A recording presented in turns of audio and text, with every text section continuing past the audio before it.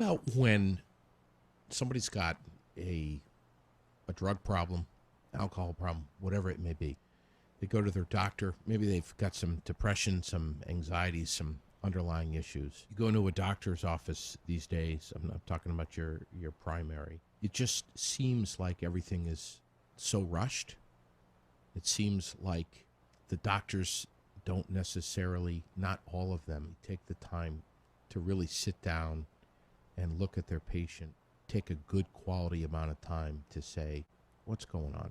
And for so many of us, if we sense that another doctor is rushed, we're not going to say, yeah, I'm here for a physical exam, but I also, I got to be honest with you, I've been really down in the dumps lately, and I'm having some anxiety attacks, or at work, I'm not really sure what they are. I get emotional very, very easily, very quickly. They're leaving that doctor's office essentially undiagnosed.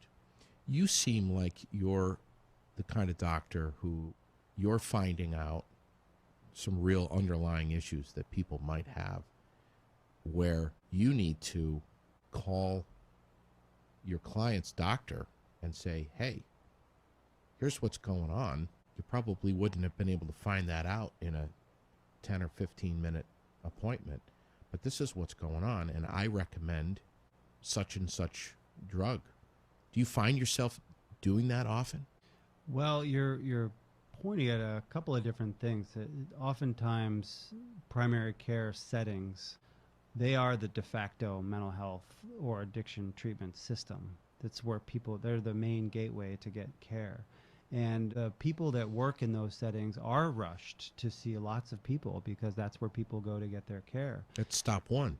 That's stop one, primary care. If they don't go to the emergency room in some crisis, then they're going to their primary care physician or nurse practitioner or physician assistants. And they do have a long list of patients waiting to be seen. And I think the average nationally is 7 minutes per patient. Yeah. Wow. There's a lot of great physicians and nurse practitioners and physician assistants out there, but they all work in the same system. Yeah. And they're under a lot of pressure to see a lot of people and really try to help them. If someone comes in and says, Doc, I know, you only see me usually about once a year, and I've known you for about 3-4 years now.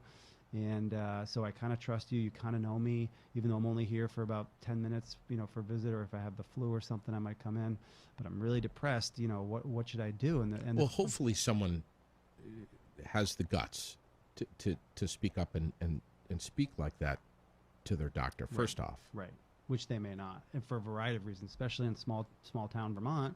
That's right. Where everybody knows everybody. Everybody knows everybody, and you really want to go in as a teacher, as a lawyer, as a local professional or public figure, or the person at the store or whatever, and say, I'm suicidal, or I've got a sex addiction, or I have a food addiction. Or I'm drinking too much. And next thing you know, it feels uncomfortable. I have the luxury in my office to sit with people for 45 minutes, an hour, every session, once a week. Hammer through like you said, and really get into what's going on with this person.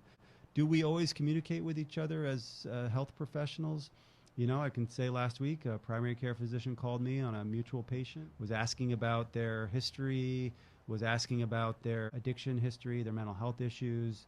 Now, this physician happened to know the patient over a long period of time. And I had known the patient only sporadically over several years, so I hadn't actually worked with him recently. But he was asking some questions about medications and what could help this guy. Thankfully, in addition to the experience that you listed there that I have, I went on after I got my doctorate to get a master's degree in psychopharmacology. I went further because I felt as though everybody and their cousin was being prescribed medications for one reason or another. If you look at the actual amount of medication that the average American is taking, I think 1 in 5 people takes a psychiatric medication or has at some point in their lives, or just any type of medication, a diabetes medication, a heart medication, whatever it might be. We're a pill-popping society. Yeah. And so I wanted to learn about pharmacology, clinical psychopharmacology from the perspective of a mental health provider, like a psychiatrist, except I'm a psychologist, so I focus on the non-pharmacological. But I wanted to know more about biology, about medication, how it affects different body systems, how it affects people's mind. I have the luxury now, like I said, of sitting with people for 45 minutes to an hour every week, and I can determine, does this person need a change in their medication? Do they need to try a medication? Do they need to come off a medication? I can actually sit there and assess that much better. Not because I'm better than the primary care physician, only because I have the required training to have me be expert and knowledgeable on the physical, but not as expert and knowledgeable on the physical as a person who's gone through medical school, but enough to know, because I have experience with the person in my office, and I can read labs and I can understand what's going on with them at a basic level to make those recommendations. And I just want to be clear to anyone listening, I cannot prescribe medications, psychiatric or otherwise. In the state of Vermont, I'm not allowed to. If I lived in Louisiana or New Mexico, in Illinois, Idaho, or Iowa, I could prescribe psychiatric medications because so what's that all about? Because of my training. I know there's the legislature's in session now, and they're chatting about this, and all these new bills are popping up. So, why?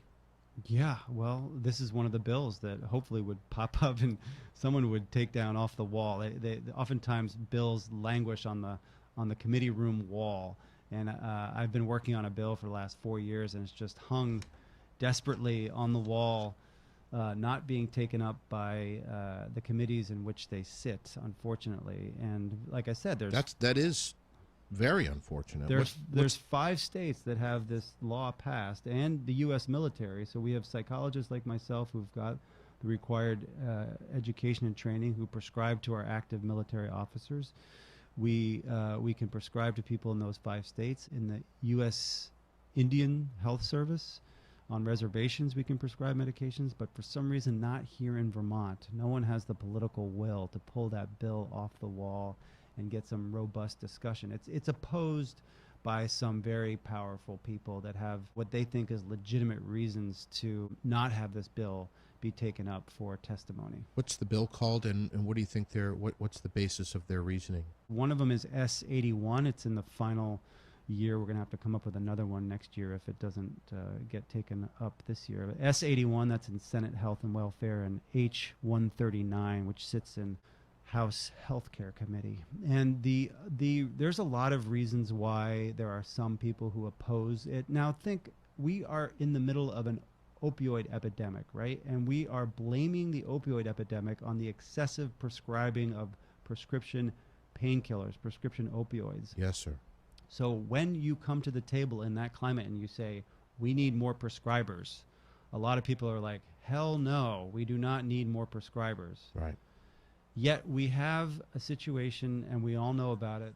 We have emergency departments overflowing with people with psychiatric needs. Very much. We have difficulty finding psychiatrists in this state. If you live in the Northeast Kingdom, trying to find a psychiatrist is like trying to find a unicorn.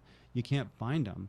And most of the prescribing is done out of primary care settings, and that's perfectly fine that they're being prescribed there. This is not the best scenario. If we can add a provider group that has the mental health expertise and the basic clinical medicine knowledge to be able to prescribe or de-prescribe medications, get people off medications when necessary, you're just adding one more tool in the toolkit. It's not meant to be a panacea. And what about buprenorphine? Do you know how helpful prescribing psychologists could be to be able to prescribe Suboxone? You know, coming back from an overdose, nearly dying, and you've got a bunch of physicians who have got authority to prescribe this medication, and they don't. They choose not to, or they only prescribe to a very few people. Same story with methadone? Methadone has other regulations associated with it, but yeah, a lot of people are terrified to prescribe methadone because it's more complicated, not only pharmacologically, but also the restrictions from a policy standpoint. The procedures involved fall under different federal regulations, so it makes it a little bit more complicated. Now, a prescribing psychologist has the basic medical knowledge and prescribing knowledge, the pharmacological knowledge, to be able to help this workforce Sure. to help Vermonters. One of the reasons why it's opposed is because a lot of people say we don't need more prescribers. The only help we need is, well, we have psychiatrists now from all over the country who are getting licensed in Vermont to do telehealth with patients in Vermont. So a physician sitting in New York City or in Alabama or in Florida, Skyping in or using video conferencing into a mental health center and helping to prescribe medications to people who may need medication. That is definitely another tool in the toolkit. For some people, that could be extremely helpful. Yeah. But the problem is we have a national shortage of psychiatrists. It's not just Vermont. There's a national shortage of psychiatrists. So there aren't just a bunch of psychiatrists sitting around all over the country saying, gosh, how can I get more patients? You know, everybody's overbooked. What are these states that are doing this? New Mexico Yeah. and Louisiana. Those two have been doing it the longest, very successfully. The other three are Illinois, Iowa, and Idaho. But one of the arguments that psychiatrists and some medical organizations will say that it doesn't improve access. You've got the same mental health workforce shortage with psychology as you do with psychiatry. You see the same distribution of psychologists hanging out in urban areas, and there aren't psychologists out in rural areas ready to serve the people. And it's simply not true. The fact is that if you add people to the workforce who have the capability and the expertise to prescribe or de-prescribe medications, you're going to be helping people, period. And I would rather think about it. If you were to go to see somebody and you felt like a medication might be helpful for you, who would you want to get that medication from? From a psychiatrist who's in Florida who you've never met before? From your primary care physician who knows you sort of quickly over a few visits for medical purposes? From a physician assistant who's helping the doctor's office, helping manage clinical situations in a primary care practice? A nurse practitioner who also certainly has the training and skills to prescribe psychiatric medications, but again, maybe under the same pressures as your primary care physician? Sure. Or a prescribing psychologist who you meet for the first time, you spend an hour with. An hour. They get a sense of what's going on. They don't whip out their prescription pad right away. Absolutely. They sit with you. They set up, if you're comfortable, that you set up another appointment later that week or maybe the next week. And if medications can be useful, would you accept a medication and maybe find that it could be helpful coming from somebody that seems to know you in that setting? I mean, it's a personal choice. A lot of people just want a pill. Go to their doctor. Doc, I got anxiety. I don't know what to do with it. I don't want to talk to anybody. Counseling is crap. Just give me something to take care of my anxiety. Sure, that's fine. If the physician wants to prescribe in that situation, that's great. A lot of physicians refer to counselors, say, you need to go talk to somebody. I don't want to just prescribe you a medication. Go talk to somebody. And Vermonters, I can tell you a funny story about when I moved back to Vermont. I'm a native Vermonter. I grew up in Stowe. And I moved away. I came back. And a guy, my new neighbor, comes across the street in his walker. And he's like, how you doing? Are you some sort of head shrinker? And he just went across the street. A lot of Vermonters are not quick to reach out for help for mental health issues. So for a whole lot of different reasons. Yeah.